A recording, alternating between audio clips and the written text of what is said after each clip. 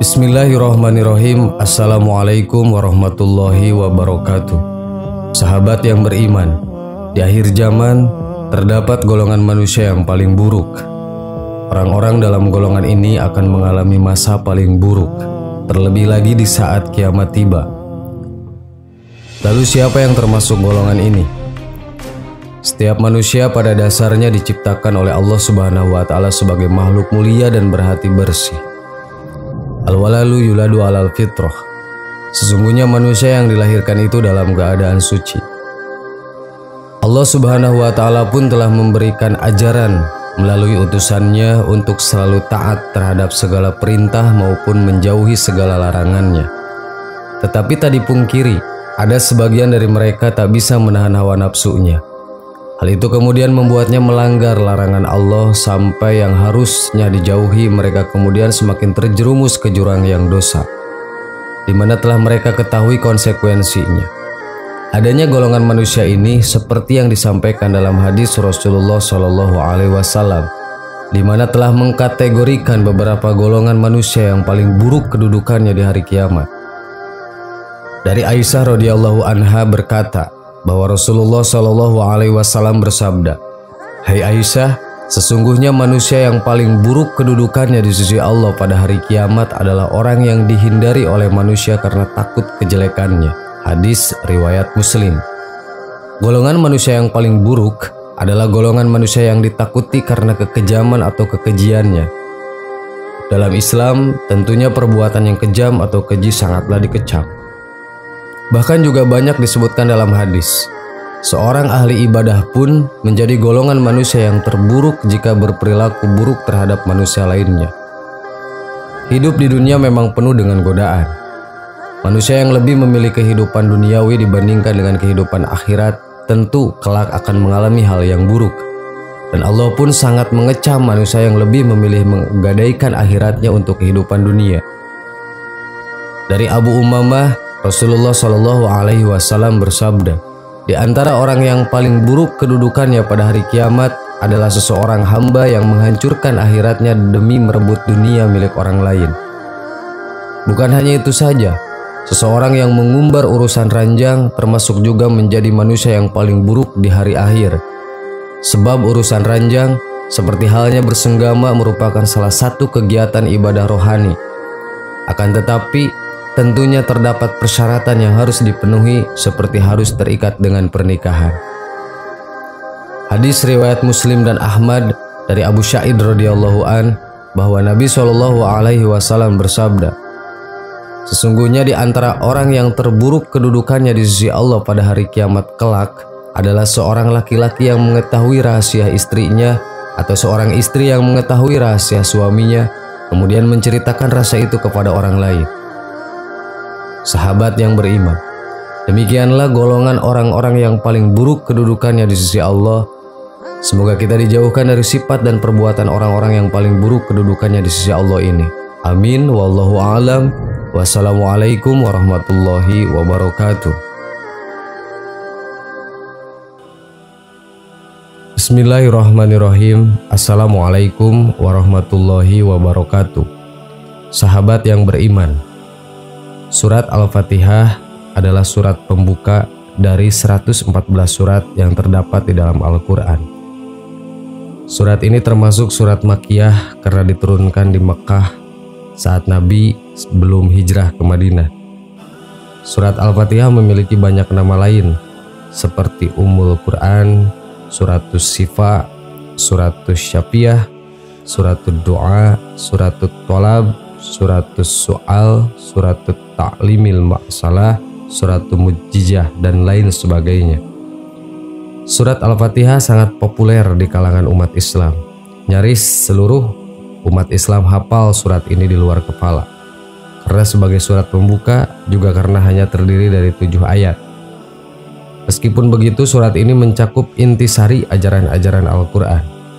Abu Sa'id Rafi Ibnul Mu'alla radhiyallahu an pernah bercerita. Abu Sa'id berkata, Rasulullah berkata kepadaku, maukah aku ajari sebuah surat paling agung dalam Al-Quran sebelum kamu keluar dari masjid nanti? Beliau pun berjalan sembari menggandeng tanganku. Tatkala kami sudah hampir keluar, aku pun berkata, "Wahai Rasulullah, engkau tadi telah berkata, aku akan mengajarimu sebuah surat yang paling agung dalam Al-Quran." Maka beliau bersabda, surat itu adalah Alhamdulillahirabbil alamin atau surat Al-Fatihah. Itulah Sab'ul Masyani, 7 ayat yang sering diulang-ulang dalam sholat, serta Al-Quran Al-Azim yang dikaruniakan kepadaku. Hadis riwayat Bukhari. Tentu saja banyak sekali keutamaan dalam surat Al-Fatihah. Sebagai contoh, kami akan mengkisahkan kisah nyata seseorang yang sering mengamalkan surat Al-Fatihah dan langsung merasakan keajaibannya. Kisah nyata keajaiban surat Al-Fatihah atau amalan dahsyat pelancar rezeki. Kisah nyata ini dialami oleh Pak Gonim yang di PHK dari pekerjaannya. Pak Gonim bersama keluarganya disuruh segera angkat kaki dari rumah kontrakan. Tentu saja ini merupakan kenyataan yang sangat pahit yang pernah ia alami. Tak ada lagi proses diplomasi, negosiasi, atau musyawarah. Semua buntu. Dan jalan satu-satunya adalah segera angkat koper dari kontrakan. Sebab Pak Siregar atau pemilik kontrakan harus segera menyerahkan rumah yang ditempati Pak Gonim itu kepada pihak bank sebagai konsekuensi dari ketidakmampuannya membayar hutang.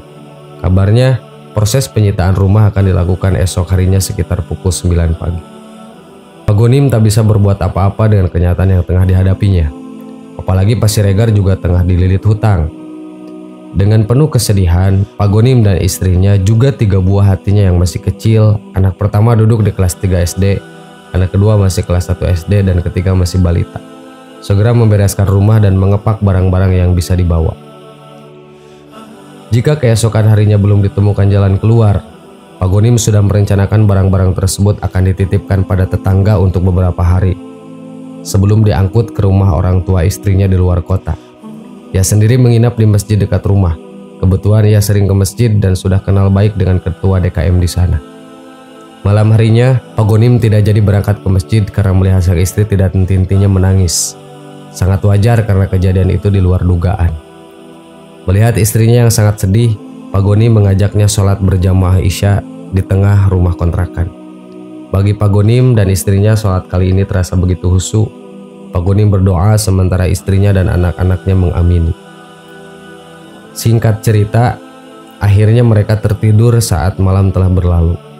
Saat terbangun pada subuh hari, sekitar jam 4, dilihatnya si ulung yang bernama Rafi sedang sholat.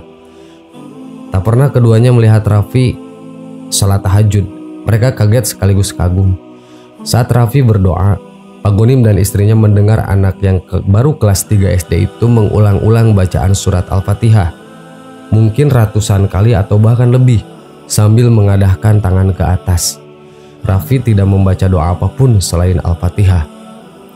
Selesai sholat, Rafi berkata pada ibunya, "Bu, Rafi pernah mendengar dari Pak Ustadz kalau Allah senang mendengar surat Al-Fatihah. Rafi baru ingat tadi malam. Ya udah, Rafi minta sama Allah dengan Al-Fatihah itu supaya tidak jadi pergi dari sini." Mendengar penuturan Rafi yang masih kecil itu, ibunya hanya mengiyakan dengan mata berkaca-kaca. "Iya, semoga saja nak," jawab sang ibu. Tadi sangka, selepas sholat subuh, ponsel jadul milik Pak Gonim berdering. Ternyata Pak Mugni, mantan bosnya di kantor, menelpon. Mereka berbincang agak lama. Perbincangan itu seperti mengabarkan kebahagiaan. Itu terlihat dari perubahan air muka Pak Gonim yang tadinya kuyu menjadi cerah kembali, penuh cahaya kebahagiaan. Setelah lama bincang-bincang dengan Pak Mugni, Pak Gonim segera menghampiri istri dan anak-anaknya. Ia pun merangkul Rafi dengan mata berkaca-kaca. "Doamu dikabulkan, nak. Alhamdulillah, hari ini kita jadi pindah dari sini. Tapi pindahnya ke rumah yang lebih bagus dari rumah ini," kata Pak Gonim. Mantan bosnya yang bernama Pak Mugni itu menawarkan pekerjaan baru, yaitu mengurus salah satu villa miliknya yang baru direnovasi. Villa itu terbilang mewah, luas, dan letaknya sangat strategis. Ketika Pak Gonim mengungkapkan kondisi yang tengah dialaminya, mantan bosnya itu langsung menyuruhnya untuk segera pindah. Sungguh sangat ajaib. Maha besar Allah dengan segala firman-Nya. Allah menolong Pak Gonim dan keluarganya lewat perantara surat Al-Fatihah. Sahabat yang beriman, itulah kehebatan surat Al-Fatihah. Wallahu a'lam. Assalamualaikum warahmatullahi wabarakatuh.